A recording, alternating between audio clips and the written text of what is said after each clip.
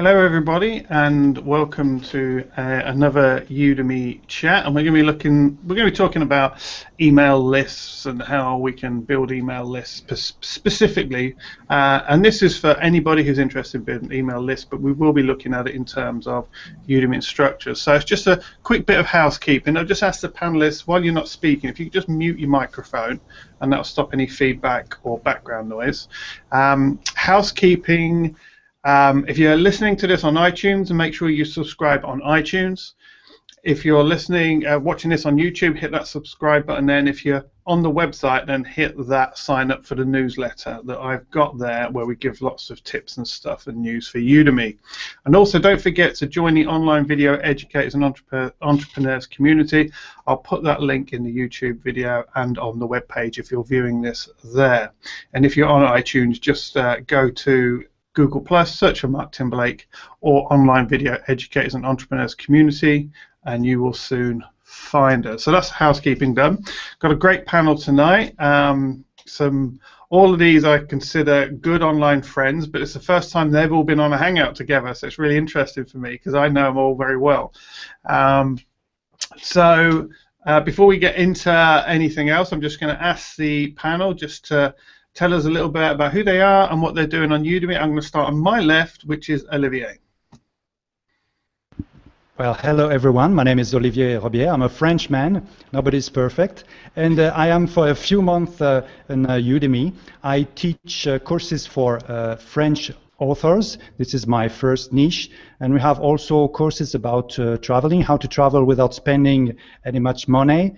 And soon I hope to have also courses about team building activities, because I was a team building animator and facilitator for 10 years.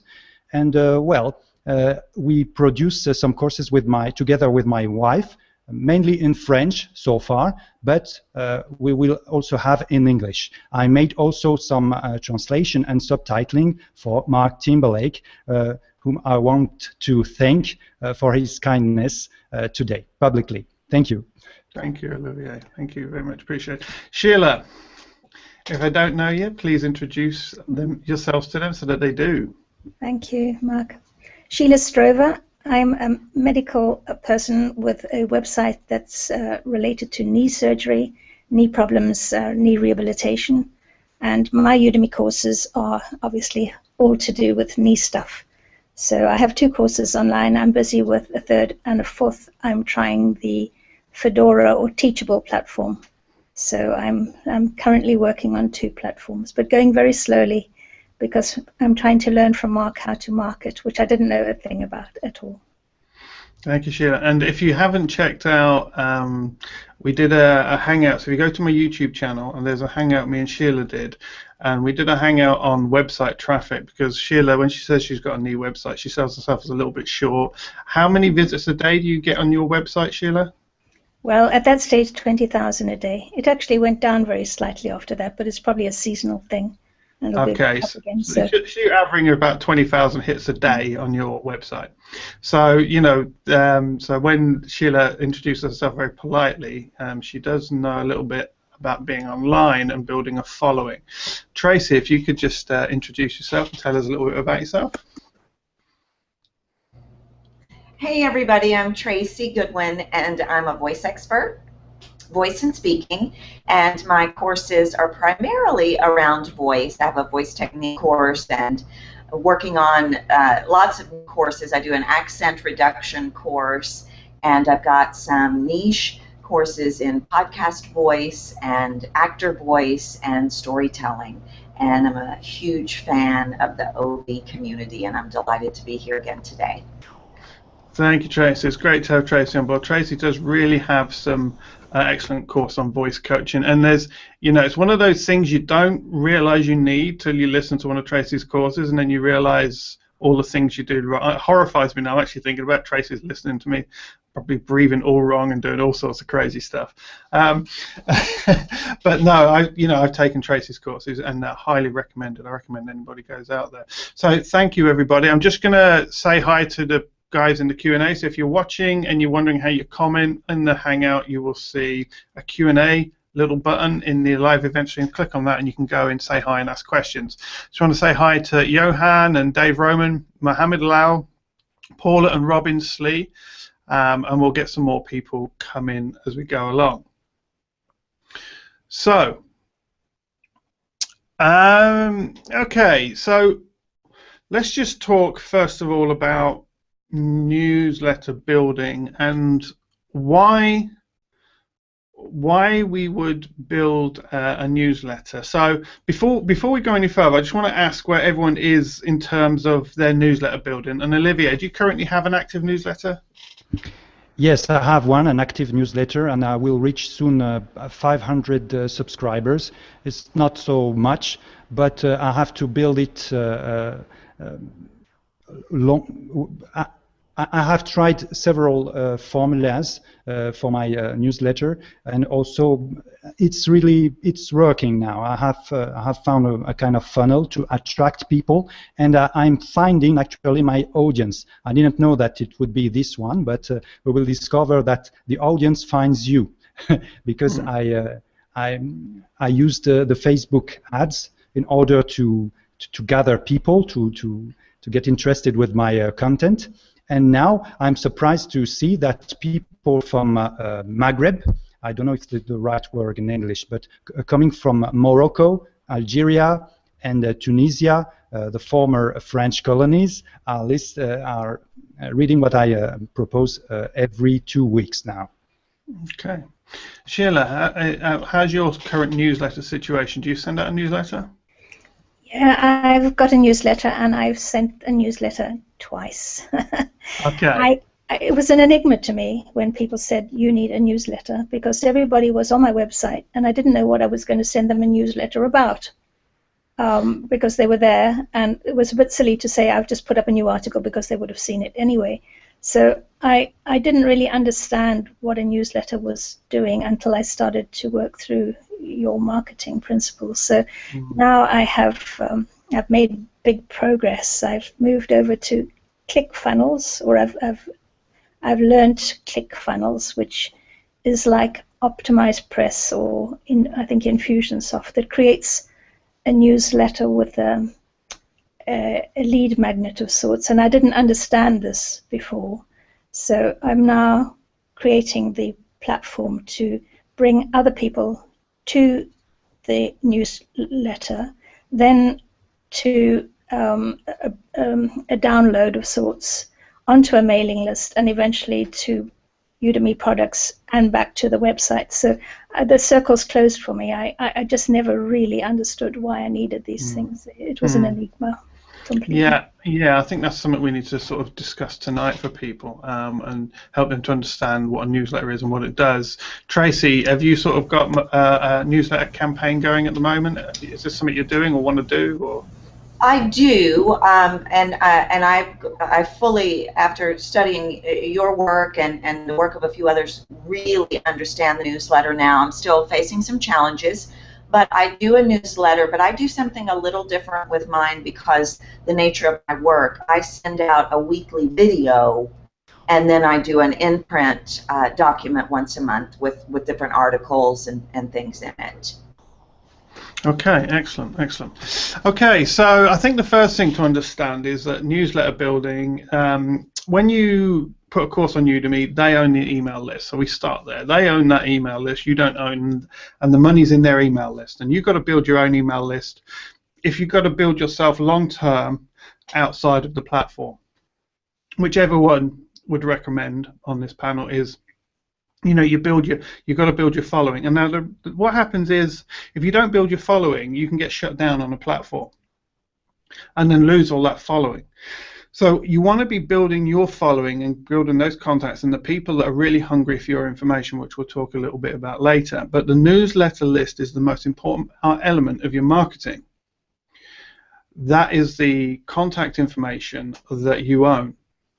So there's good ways and bad ways to use newsletter lists, but we want to understand that the newsletter is the real. I've heard people say it's the biggest asset in your online business, especially if you're selling digital products, and I agree with that.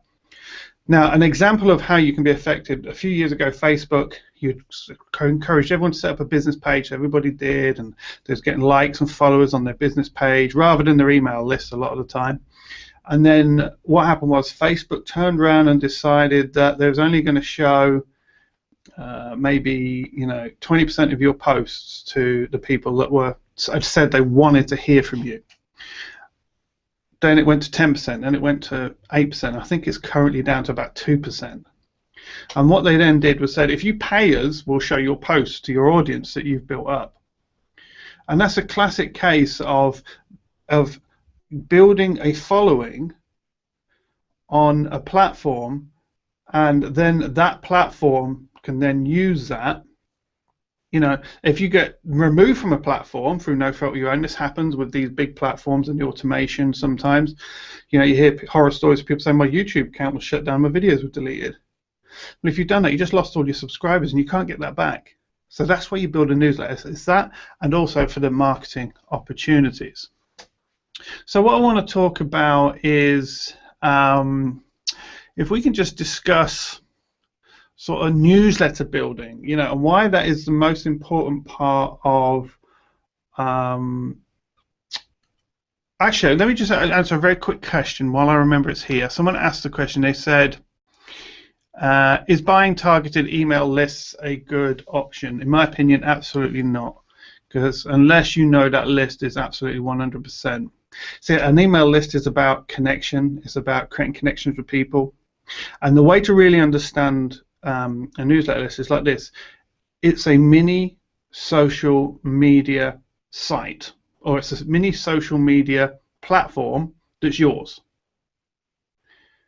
Okay, so when you start thinking of it like that, you're sending out notifications, you're sending out, but this is a really engaged, tight audience now who are super engaged. So it's like your mini Facebook, your mini Google Plus, or your mini, and that's the way to sort of start thinking about it. And what I want to really talk about when we're building a newsletter list is educational content. And we'll sort of jump in with some ideas and stuff of what people want to think about. But before we move on to that, does anybody want to jump in on those sort of opening comments? Yeah, I just want to say that I think one of the reasons why I had issues was the very name newsletter, because it implied to me that I had to be telling them news, and now that I'm thinking of it as a blogging platform or an additional information platform or a video platform or something that I can send them new stuff, but it's not actually news. I think that's made it a lot easier for me to wrap my head around it. Yeah, and I think if I think back, Sheila, I was the same. I was exactly the same way back when it was newsletter, so I must tell them news. I think it'd be better to call it an educational letter, because one of the things we've got to understand is why do people sign up to a newsletter? And this is the thing, because we know why we want a newsletter. We want to create a newsletter because we want to sell to people, right? We want people to buy products and services. That's why we've got a newsletter. But why do people actually sign up to a newsletter? If we think about that, think about a newsletter you signed up to. Why did you sign up to that? Olivier? Well, yeah, you sign up to a newsletter because you trust the person that you want to get news from.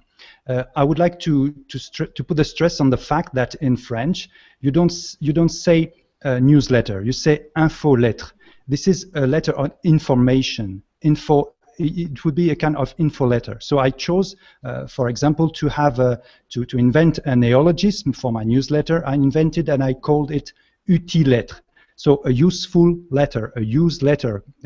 It's the name was already invented by Emmeline Andrews, I think a famous blogger in United States. But so you subscribe to the people you trust. You want to get news from him, and then we can enter into the core of the problem. This is the educational marketing that you can do with this kind of newsletter, because you have to choose carefully what kind of content do you put in it. You have to have your logo. It has to looks like you, and you have to think about the people, about your subscribers. You have to put information that is really useful to them. and use this principle that I learned also from you, Mark. But you have to put, let's say, 80% of useful information to inform those people on the subjects that you have first to choose your niche, what you are talking about, and then 20% you do try to sell something, because well, everybody knows that you want to sell. You have to provide information, and also to have a return on investment to that. Mm-hmm. Okay. I think that's an important point, which I want to sort of pull out a little bit more. There's a difference between if you've been around marketing a little while, you'll be aware of the term of content marketing. Educational marketing is not quite content marketing. Content marketing is useful information. Educational marketing is educational content. And because we're Udemy instructors, you know, for us, the best type of newsletter we're going to create is educational newsletters. So, you know, there's lots of different ways we can discuss ideas of how to do that. We've got to understand why someone's following you. And, you know, with social media marketing in general, once you begin to understand this, is that when people sign up to follow you, it's like there's the satellite channel, and, you know, and you've got 300 channels.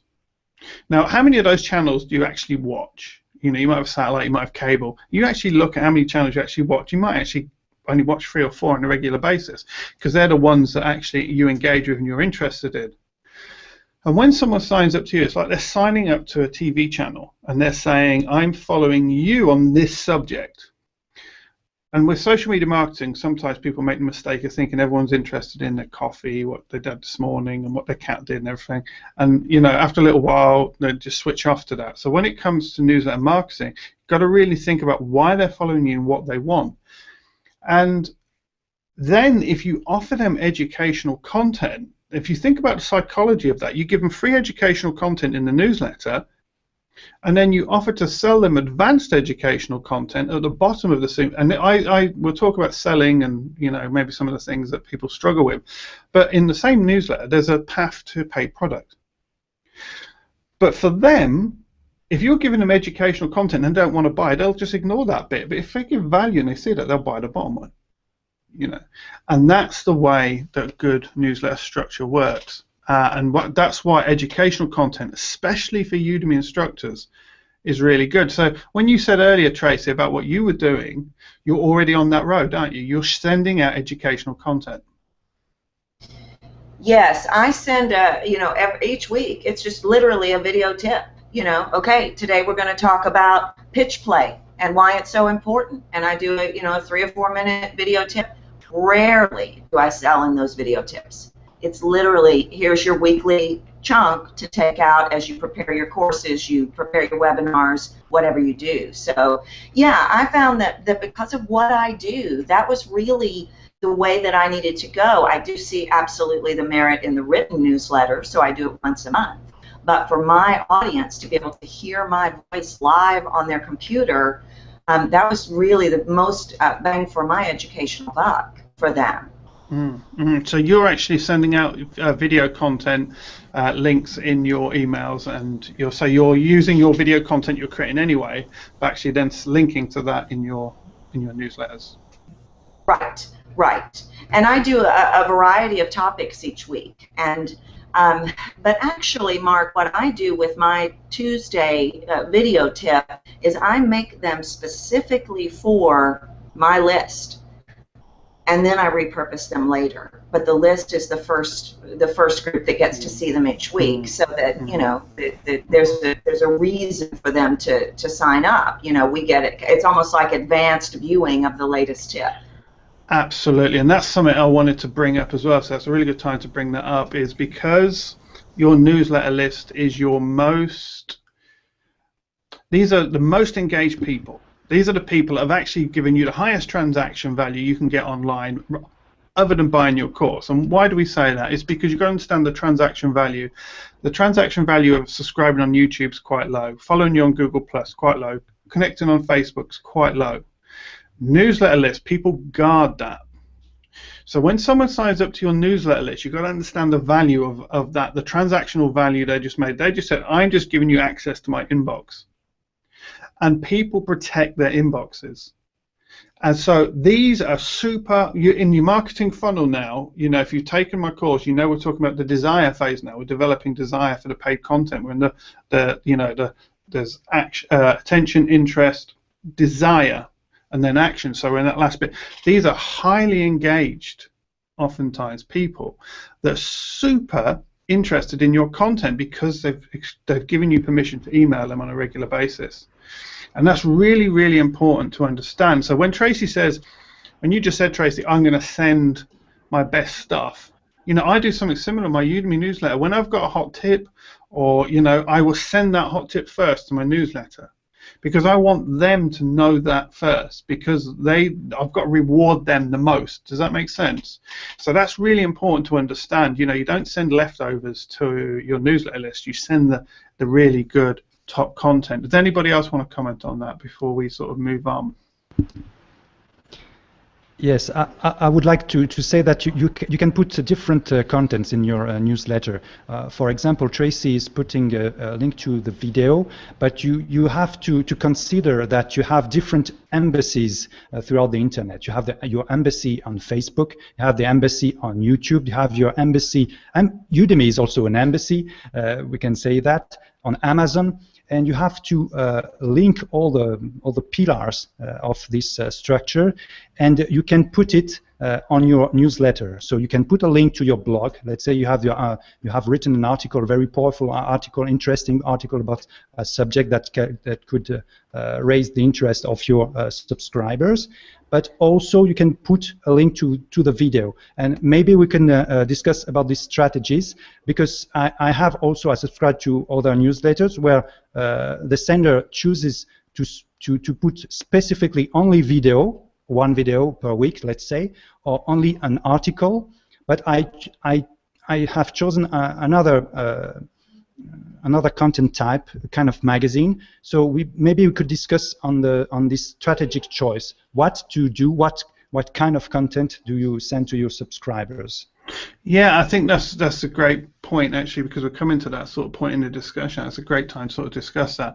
I think what it is, you've got to think about your audience and what they're going to engage with, what they want, and so what type of resource works for them the best. What do they typically like to do? Do they tend to be readers? Are they watchers? Are they listeners? So what I will tend to do, if I send out a newsletter and say, you know, we've just had the Hangout's just finished, and here's the video, here's the podcast, here's I'm going to give them some options, different types of content. But I think one of the things is, if you've been around on the internet a little while, there's a phrase called TL:DR. Has anyone ever come across that? TLDR. Okay? And it stands for too long, didn't read. Okay. So whenever someone posts on your blog or anything that says TLDR, they're saying too long, didn't read. This is bad. Yeah. There's another one I like to use called TLDW. Too long, didn't watch. It's worst. Yeah, so one of the things when you talk about strategies on your newsletter is I will try and put a minute's worth of text maximum in the newsletter. Okay? Because I will give them a link to go to more content, but I'm just, with the newsletter, we've got to understand what we're doing. We've got an audience. Now they're with us, but we've still got to get them to re-engage on a regular basis. We don't know which email they're going to respond, click the link to go through on a sale. So we have to re-engage. So the two things that are most important, I think, tips for creating a newsletter: make sure your title is really punchy and something's going to grab their attention. Make sure it's not too long. If it's too long and they're looking on a mobile device, they won't see the whole thing. So try and keep it short. That's the key. That's number one, because that's attention content. Boom. And then interest content, that you've got this little patch here where you're going to, it's going to be long. When I see people send out Udemy newsletters, I tell you 9 times out of 10 it's TLDR, too long, didn't read.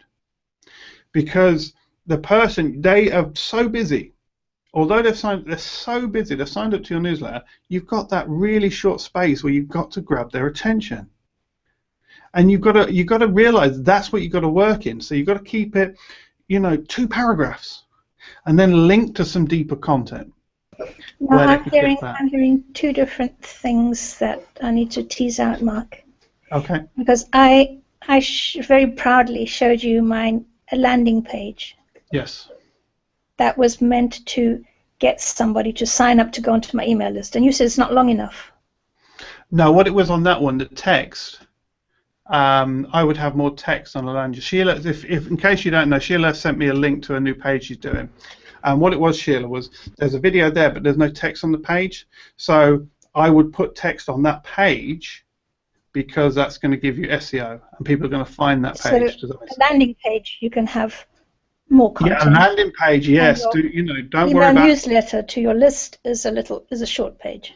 Yeah, so when you send out a newsletter, what you're trying to do is you can have long form content on your page where you link to, because that's what you're trying to do. You're trying to get them to take they've given you the title, they've opened your email, so now they're going to give you, they've given you 3 seconds to read the title. Now they're going to give you 10 seconds to read your thing, and if it's really interesting, something they engage with, they'll link, and now they might give you 5 to 10 minutes. And that's the way it goes for the process as people go down and open up a newsletter. So when you start to think like that, newsletter, short content, but you can then, when they land on your content, that's when you can start giving them some real educational value. Does that make sense? Because that's the process, the transaction as it goes along. And then if you think about next time you open an email and you go through that process, watch what happens. Guarantee if it's a long email and you have to scroll past to read the bottom, you'll look at it and go, unless this is really, really important, I'm not going to read it. And then, so it's got to be, that's a big thing there, is newsletters don't, I'm not going to say never, because there's some audiences, that they signed up to your newsletter and they want a 5,000 word document once a month, because that's what they're interested in, and it's very sort of, but if you're just something you're trying to grab someone's attention, which is most subjects, grab it in the newsletter and then take them to the page. So I just want to grab some questions from the sidebars, guys. Make sure we keep up with that. What frequency is engaging for sending out newsletters without spamming people? That's Robin. You have to test it. If you was on my newsletter recently, you see me do a test. I went to 1 day a week to see how that would work with my list, but I started to get unsubscribed. So I went back to once a week, and my unsubscribe rate has disappeared. So my list are telling me that that I can handle 1 a week from you, Mark. Any more than that, and you're in the naughty corner. So when it comes to that, it might be once a month for some people, but if you can do it once a week, I would do it, but do it in context of your current marketing. So, if you're on my newsletter, you're going to say, I'm going to tell you when I've got a hangout coming up, I'm going to tell you when the recording's done, I'm going to keep you up to date. If anything new comes in, I might flash that out. Sometimes I'll send out 2 a week, but it's always in the context of being educational, useful, and thinking of the audience. I just want to grab this question. And ideas for announcement list content, free content related to your mailing list topic, free YouTube, new posts from your server relates. Yeah. So Good Creative Academy saying, what sort of stuff can we put out there? Anything educational, useful, send them to that. I started collecting emails around May this year, and I have only about 800 subscribers so far. So how do I get to 10,000 subscribers? I offer a Udemy course if people subscribe, and I feature it on my YouTube channel that has 20,000 subscribers. And I think people fall into this. Do you know a good workable? Do you know what the size of a good workable email list is? Do you have a guess, roughly? 1,000? 1,000. Sheila, what would you say? 5,000. 5,000. Tracy? I was thinking 5,000 or 750. I was, playing the extremes there because I don't know. Let me share. 400. Yeah, less. Because you want the best. Yeah. You want the people that are really not the strays that just random. Yeah. Yeah. You see, if you get your email list to 400, that's a good size of people to actually sort of go out and engage, because these, especially if you're very specific, and if you're very broad, that's going to be really difficult, you know. But if you're very specific, once you get to 400, that's a good base. You've got 400 people that have said, please send me information.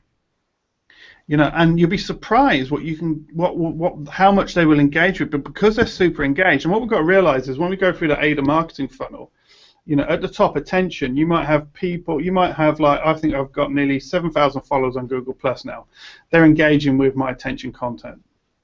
And then my interest content might be my YouTube videos. And now we're probably coming down, maybe, I don't know what I'm getting views a month, but say we get 500 people a month coming and watching. It's more than that, but let's just say, actually it's probably about, I reckon we'll probably get about 3,500, 4,000 people a month on the YouTube channel. Then it comes down to my newsletter, and I've got 400 people. By the time they've gone through those processes, these are super targeted people. So don't think newsletters in terms of mega amounts of people. Don't get me wrong, the bigger the better.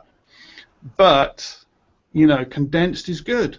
These are people that are really engaged with you.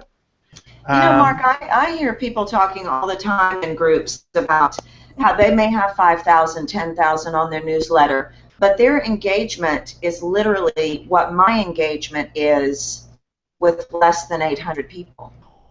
So it's literally, we get so bogged down in this numbers game, and it's, you know, I think there's so much merit to what you're saying. It's better to have 10 people that are absolutely in love with you, and you know, they're going to speak highly of you and talk about you and get people engaged, to 5,000 that they never post anything. They never respond to anything, anywhere, anytime. Yeah. You know, that's been my experience as well. Yeah, yeah. And I think what it is sometimes as well is that one of the good ways of getting, you know, we can talk about this in a little while, you know, different ways we can get people onto our list is by giving away free stuff. But sometimes people just want the free stuff and they're not really interested in the newsletter. So it's very easy to build up a fluffy newsletter list, you know, that's just it's all fluff. There's nothing solid in there. So really, you know, so if you're getting, you know, 3, 4, 5, 10 sign-ups a week, you're doing well. And I think people, you've got to put it in that perspective. You know, you're doing well, and because all that's going to happen over time, you put more content out there, more funnels back to your newsletter list, build that newsletter list all the time, and all that's going to happen over time is that newsletter list is going to grow. But it's a really good audience you're taking with you. So there's some great stuff in here, guys. I want to pick up some of this.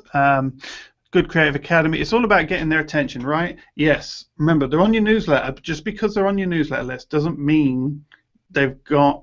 You just have to renew their attention all the time, and that's the way we use it. It's like, oh, I'm here. Don't forget about me. I'm here. Don't forget me. Here's something really useful. Here's something to add value. And that's the thing. Just because I signed up to your newsletter doesn't mean that you don't have to keep re-engaging with them, and that's how you can use a newsletter as well. It keeps your audience very engaged. Olivier?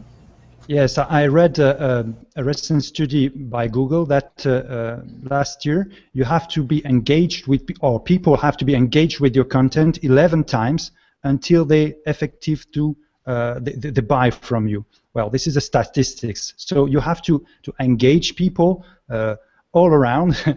Whether in the social media or with your newsletter, because they will choose to buy long afterwards, after you build that relationship with people, and that is what you are saying. You have to prefer quality over quantity, because when you have good people, really interested subscribers, they will buy from you. They are accustomed to you, to your content, they like it, and they will buy from you. So you don't have to be afraid that maybe you will sell within a long future, not now, not right now, but you will sell within a few weeks. Exactly, and that's really important, Olivier, because what might happen is you've got one course or 2 courses out now, you release those on your newsletter, and then you release another course in 5 months from now. And that's, say for you, Sheila, so that there's one course you do in 5 months from now, and you do a new course, and that's the one they actually want. And now they'll buy. And that's the thing to think with a newsletter. It's not a place to make one sale. It's to build up lifelong customers. Tracy, you wanted to jump in? Yeah, I want to add something from my own experience and just stress how crucial this is. Consistency is so key. And I learned that the hard way. I was traveling a lot this summer, and it was, every once in a while my Tuesday became a Thursday, and I lost subscribers. Because I think there's absolutely something to that, like, know and trust. I trust you. You said you're going to do this. Now are you going to do it? As long as I really consistently, every Tuesday that video comes out, and every last Thursday that newsletter comes out. It doesn't matter, if I'm writing it from a hospital bed or whatever. I think that consistency, right along with value, is crucial. To really keep them engaged. Yeah, and that's a really good point, because the other thing is, if you leave two gaps, and I'm not a fan, one of the reasons I'm not a fan of just a 1 month newsletter is they might forget. Are you with me? They might forget why they're actually on the list. Every week, if you get an email from me every week, it's very rare you won't get one from me every week. Every week there's a little thing, even if you don't read it, oh, there's Mark again. Are you with me? And that's part of it as well. So I would favor more often. But remember, if you're only doing, an intro, maybe there's some content you've created or there's something you've done. You don't always have to create brand new content, but you let your newsletter list know about everything you're doing. And that can be really quick. It doesn't take long to do a newsletter. And there was a great question here, which really leads into something we was talking about in the thing. There's a few more people jumped in. Terry Minter, hi. Stephen Doak, hi. I hope Sue Mosley, hi. But the thing I wanted to talk about here is, Stephen said it perfectly. He said, I'm the worst salesman on the planet, because if I am annoyed with today's sales practices, I cannot justify trying to sell to someone else. Okay? I feel like a hypocrite. And this is a real issue. So, okay, so we've got our content. Now, if you get one of my newsletters, what you're going to see is at the bottom of every one of my newsletters, there's a weekly offer. Every week there's an offer on my newsletter list. I send to my newsletter. I tell them about my weekly offers. We was talking about the psychology. Me and Sheila were talking about psychology of this in the green room before we started. And one of the things to understand is how you feel about selling will affect how you feel about asking for a sale. And the thing you've got to understand is nothing wrong with asking for a sale, as long as it's a genuine exchange of value for value. Now, the bad type of selling is where you're saying, okay, you buy my $9 course, and I'm going to show you how to make £5 million in 2 weeks, and you're just trying to get money out of people. No. But a good sale is, look, I've done this, you know me, you've seen what I'm doing, I think this is really going to help you, and you can buy this. It's a value exchange. People don't have a problem with a genuine value exchange. Every time you buy something in a shop, most of the time you're happy with it because there's a genuine value exchange. That's the psychology of it.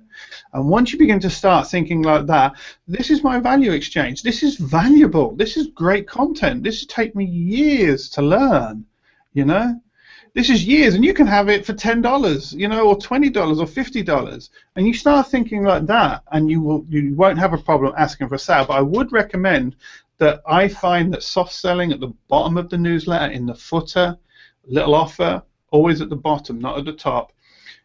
That, for me, I'm the most comfortable with, because people go down, they can read it, they can go through, and they know that my priority is the educational content. Did you want to jump in there, Olivier? Yes. What do you say? You don't ask people. You write that you offer something. It's very different, because you don't stand in front of people asking them by voice, asking them to buy your course. Sorry. No, you write it down, and it's a clear offer, because we are all adults. And what I can see is a kind of convergence between the ebooks market and also the courses market, they will converge. And some of the stuff that we can use, the marketing techniques that we can use when we sell an ebook, we can also use when we sell a course. And you are perfectly right when you say that with the educational marketing, you simply explain that with these courses, you will acquire skills, knowledge, and that are immediately actionable. And you can grow your skills and your knowledge and do something better. And so I think I would say it's a little bit paradoxical, but you don't need to ask for the buy because it's obvious, okay? And if you can write your newsletter in a way that, well, the guy will be convinced that if he buys the course, he will also have the skills attached to it. It will be okay, and maybe you will refrain this kind of fear that you have to come out and ask for something that maybe you wouldn't do normally. Yeah, so I'm just going to pick up one question in the sidebar very quickly, and then I want us to move on to how to actually build your list. Because that's the question, you know, it's great when people are on the list, but how do you actually build your list in the first place? Tracy, someone's asked you a specific question. They've said, do you embed your video in your email or do you link to it? I don't know how to embed. so I link. Yeah. If somebody who asks that question would like to teach me, I can embed.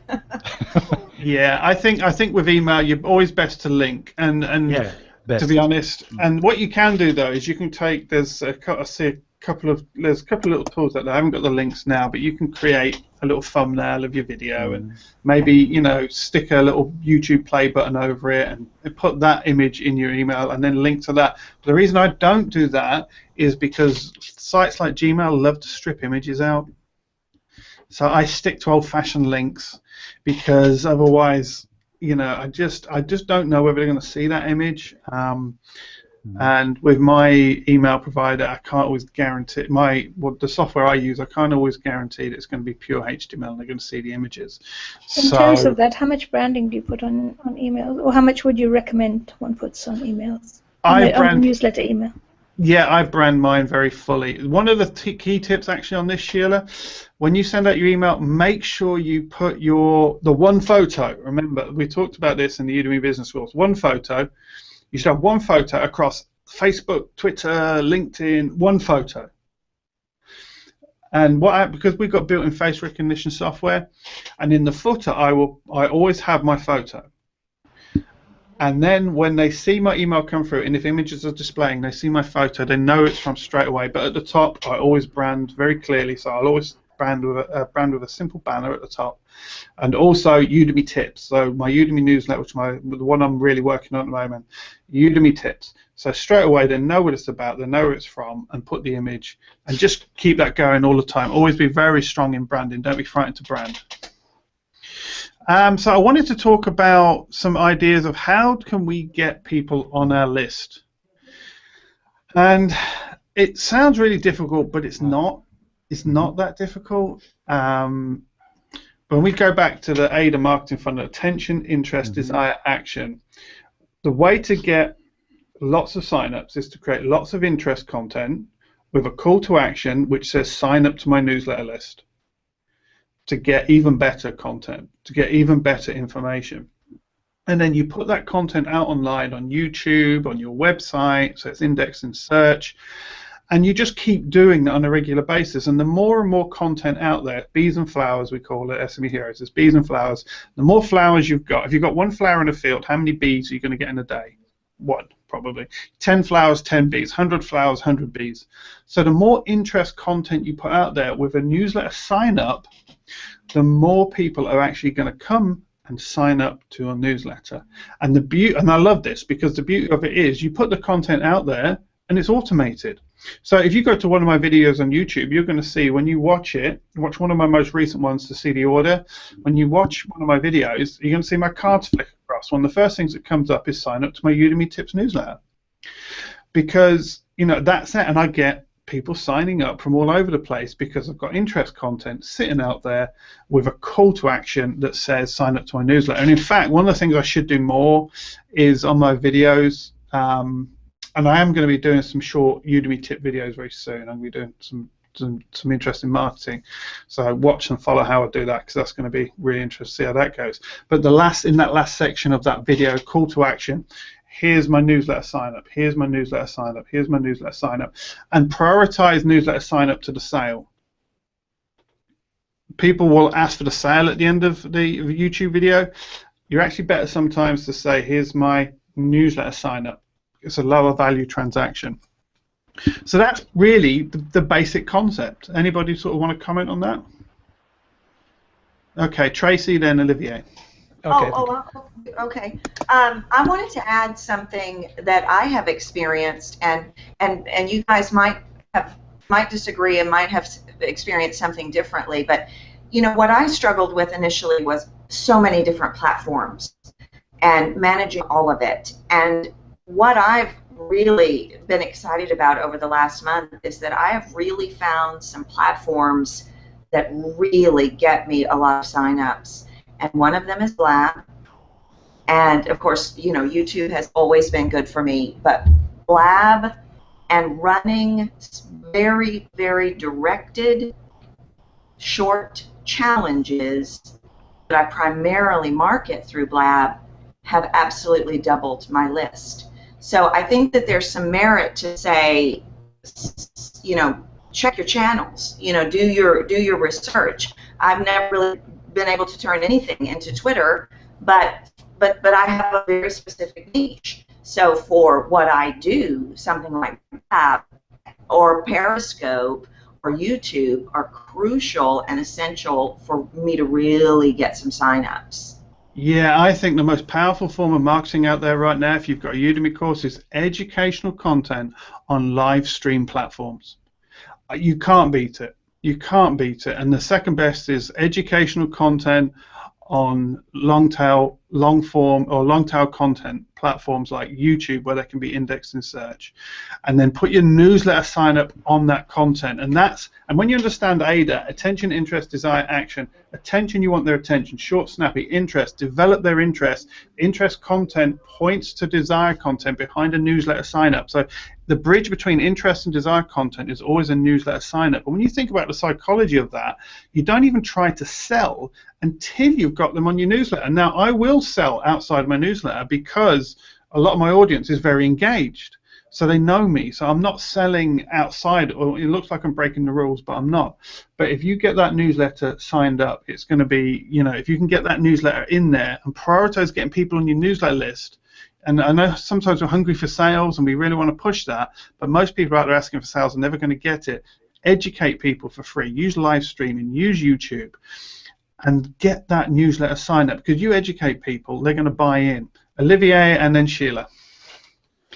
I would like to say, for the people who are beginning a mailing list from scratch, maybe it's easy to form a first circle, a circle. In order to build it, you ask to your family, to the people you know, and then you can test also your content, your first newsletters.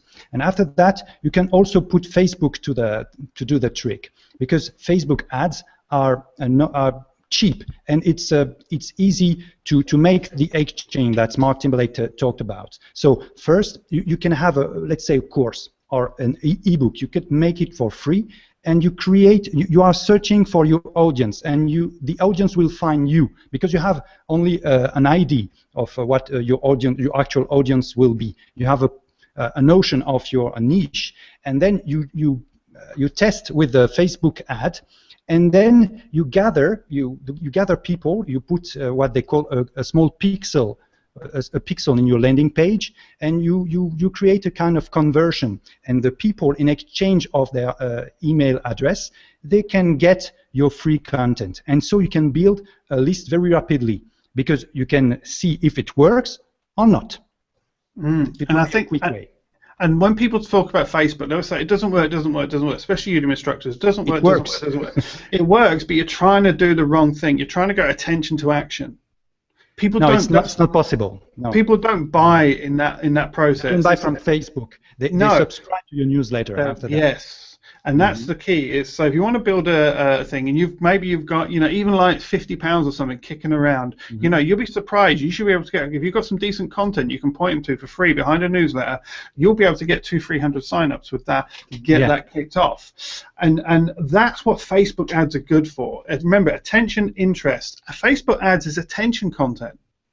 And I would like to say that the audience find you, because, for example, I was expecting, because I do a newsletter in French, I was expecting guys from France, from Belgium, from Canada, and actually I had subscribers, ladies and gentlemen, from Algeria and Morocco and Tunisia.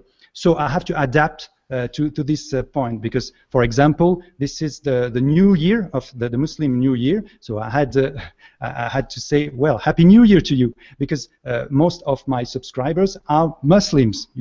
That's not a problem for me, but I did not expect that. But well, this audience found me, so I have to respect it. This is a little way around, That's a very good point, actually, Olivier. Yeah, because obviously what's happened to you is surprised you who your audience actually is. It's not who you thought it might be. But it's okay for me. That's fine for me. Yeah. Now you've got to look after them. Sheila, did you want to sort of add to this? Yeah, I have quite a lot of audience from India, because, of course, in the medical field, they converse in English, so that's useful as well. But you also have to be culturally sensitive. So I wanted to ask Olivier, actually, when he says Facebook ads are cheap, what is cheap? What sort of Well, I invest only. I only do campaigns for €20. Let's say 18 pounds, $20. So I try, let's say, 2 weeks.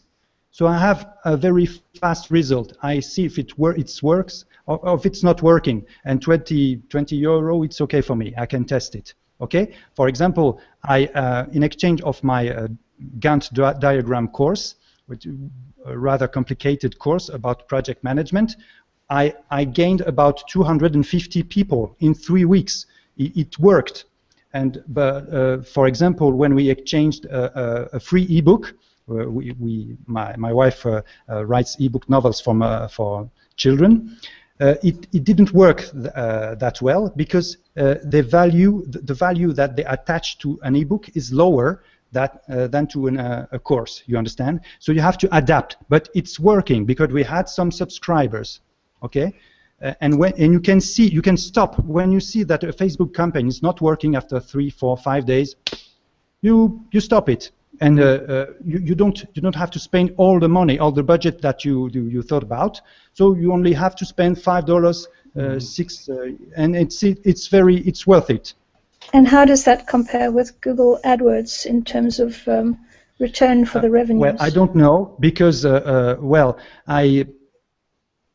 we have to choose our ways, our social networks. So, for example, as we talked about Udemy, Udemy is deliberately choosing Facebook. Okay, we have Facebook group, Udemy Studio, and so on and so on. I see, yeah.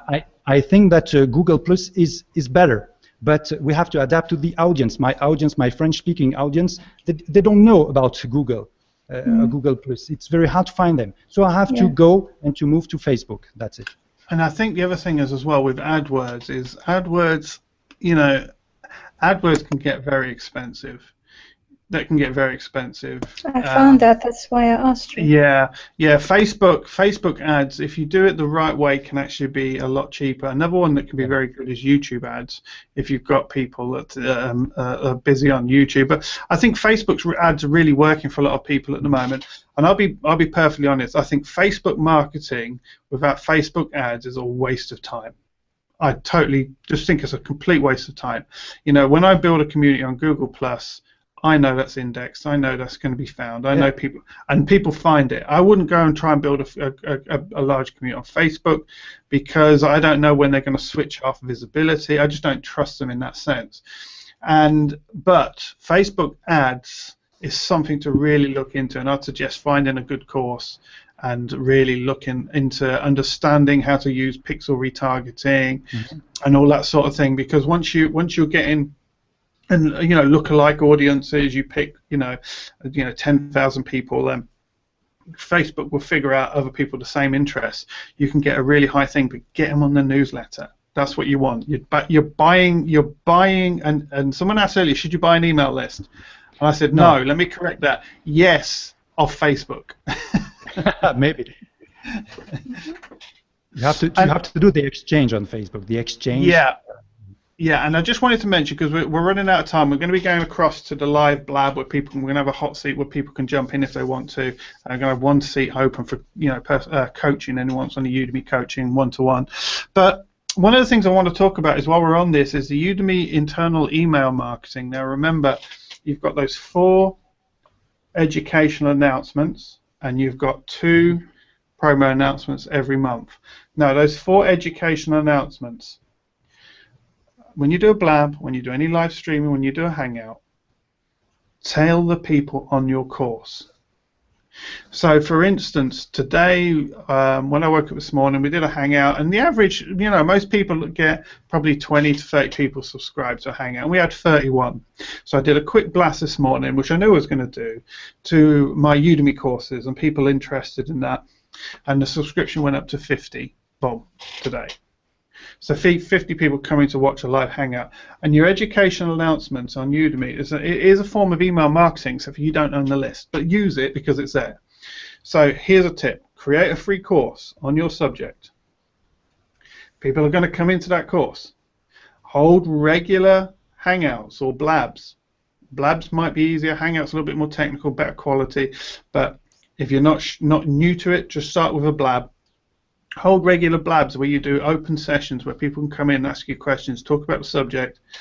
Email, educational email, your free course, let them know, and then when it's finished, don't make a new announcement, but in the announcement you sent out earlier saying, in case you missed it, here is the live show, and send them the link to the blab, which by now you've downloaded, put it on your website, tidied up a bit, and you're good to go. And that's a great way, because now they're in the blab, they're being exposed to you again and again, because a lot of people will join your course and they'll want more engagement, and they might not be ready to buy the paid course, but by getting them out and into your stuff, you can then, there's then opportunity once they're in the blab to offer them a deal, offer them something, or get them to offer them a newsletter sign up or a special resource on that blab where they can only get if they sign up. And that's one of the ways to use the internal Udemy marketing funnel. So I want to just sort of, we're going to wrap up now. So I just wanted to get some closing thoughts from you guys. So I'm going to start with Olivier, and then it's going to be Sheila, and then Tracy.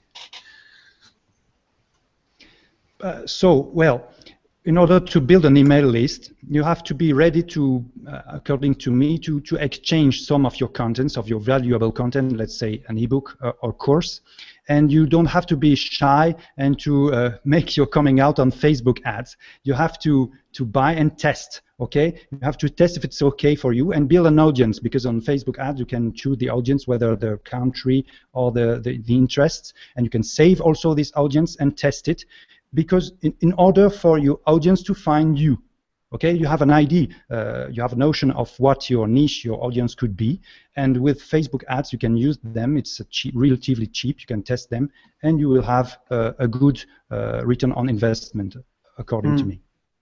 Very quick tip as well, guys. If you want to know which is the best email software out there, someone mentioned in the comments that Aweber gets very expensive.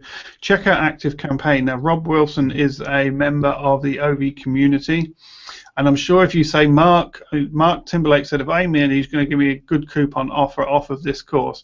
He does an ActiveCampaign course.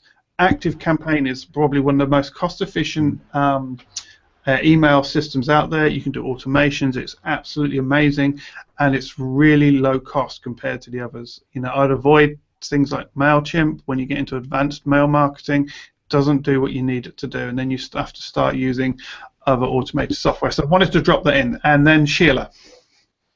Yeah, I've just dumped MailChimp and just switched on ActiveCampaign. But I'm not very skilled, so I might take up your suggestion to do a course and learn a bit more. But for me, I'm pretty overwhelmed. I made a list the other day of all the new things that I've had to learn lately, all the new applications. It's mind-boggling, really.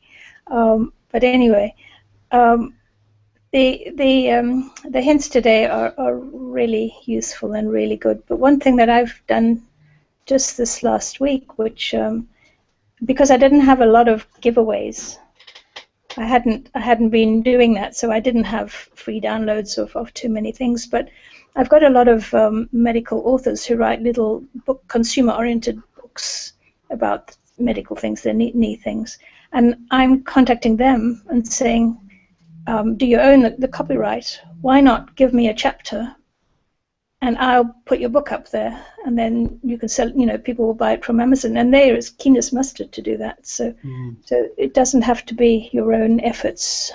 It can be the efforts of people who themselves are finding it difficult to market their content. Yeah, and that's a great tip, because if you then look at affiliate marketing on Udemy and you've got an affiliate marketing account, again, you could find out courses that are really good offers and put them in your newsletter. So you don't have to restrict yourself to your own products. Top tip there. Tracy. Yes, I have just a couple really quick things I'll say because I know we're about out of time. First, I just want to revalidate what you said about the free course and the Blab link, and I know you talk about it in the course that I just took of yours. Brilliant. Absolutely. I'm so excited about that. I just rolled out a free course just like you talked about, and I just think there's so much merit. It made me really nervous to do it, and I just the engagement and that real relationship value is so fantastic. And I also want to just say, really encourage people to if they have a fear, to get past their fear of getting on live stream and video. I think there's a tremendous amount of power in people seeing you live, hearing your voice, getting to know you. I mean, there's absolutely to the written words, but to be on live stream, and if you've not done Blab, check it out.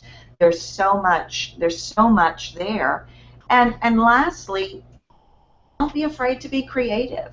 There's really, like me coming up with the video tips. There's really, just make a decision and try something, because we're always having to try and tweak and adjust. I mean, I'm doing a video differently, or I'm doing it this way differently.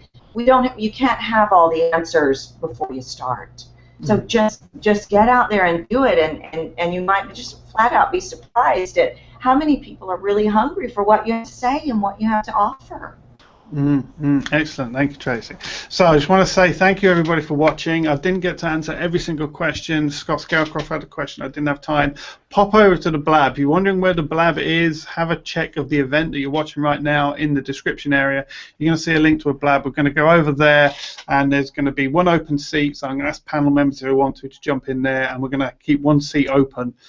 So we'll have one person revolving in and out and dropping in and out. So join us over there. Remember, subscribe on iTunes if you're listening on there, and leave a review on iTunes. That would really help me if you're on there. I appreciate that.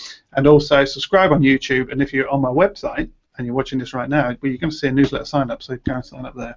So thank you for watching, and we'll catch up with you over on Blab very shortly.